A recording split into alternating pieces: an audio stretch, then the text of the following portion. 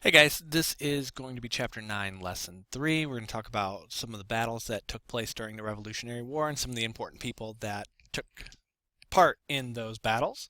Um, the Continental Army and Navy, they received help from citizens. These are just regular Joe Schmo people. They are not military in any way, shape, or form. These are your next door neighbors who have no military experience. They're jumping in, they're helping. A lot of them helped as spies.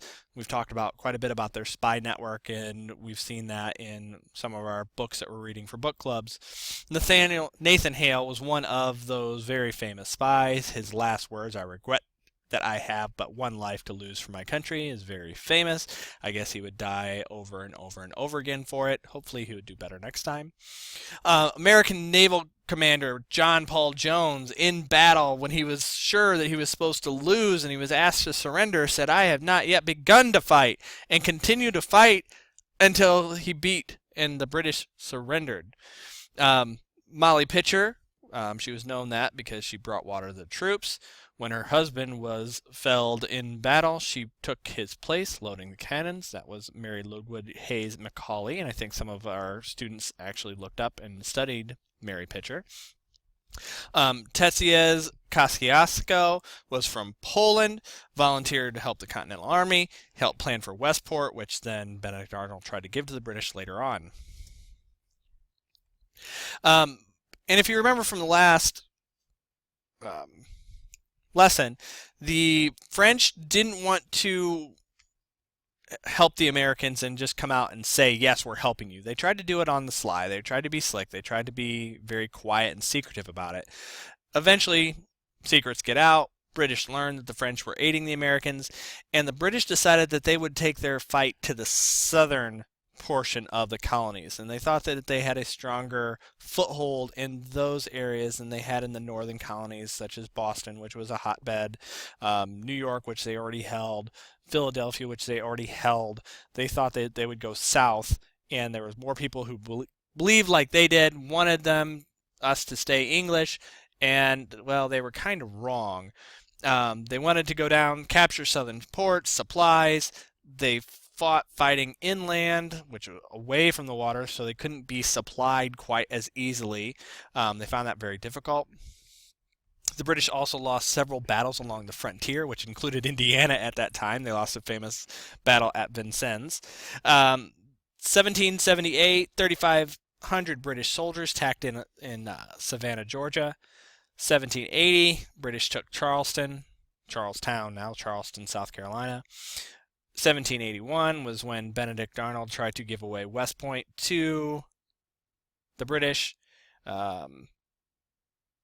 because he was upset with how he had been treated by the Continental Army and George Washington.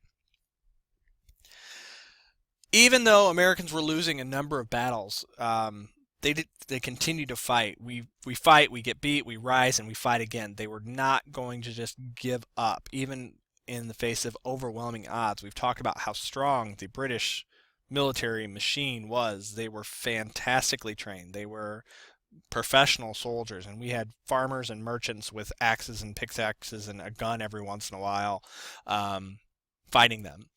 But Nathaniel Greene, who said that we fight, we get beat, led American troops to victories at Cowpens in South Carolina in 1781. The victory showed that the Americans could hold their ground in the South. They could win in the South. 1781, battle occurred at Gulliford Courthouse. The British held the field, so they won the battle, but they were significantly weakened. It took a huge amount of casualties, wounded, dead, to actually win that battle. And even when the British were winning battles, they were learning that they couldn't really win the war. I mean, they held New York, they held Boston, they held Philadelphia, all these major cities. They held Charleston, South Carolina, and the target kept moving. There was no one place, no one battle that the British were going to win, and then the war was going to be over. That the people that led the revolution, they were mobile. They could keep moving. They could go town to town. They would just keep fighting. And since they couldn't take one city, they weren't going to win. There was no end game for the British to actually win the war. Summer of 1781, Charles Cornwallis established a headquarters at Yorktown, Virginia. It was easy for British to get in supplies to the troops, but it was also very easy to be surrounded, which the French and Americans did. The French took control of the bay, and after several weeks of fighting, Cornwallis surrendered on October 19th, 1781. This was the last major battle of the war.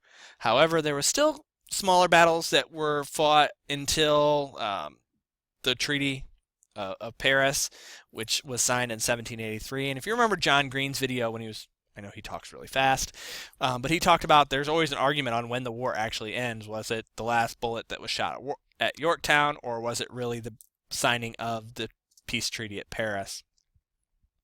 John Jay, Benjamin Franklin, and John Adams were the American negotiators who wanted Britain to recognize American independence.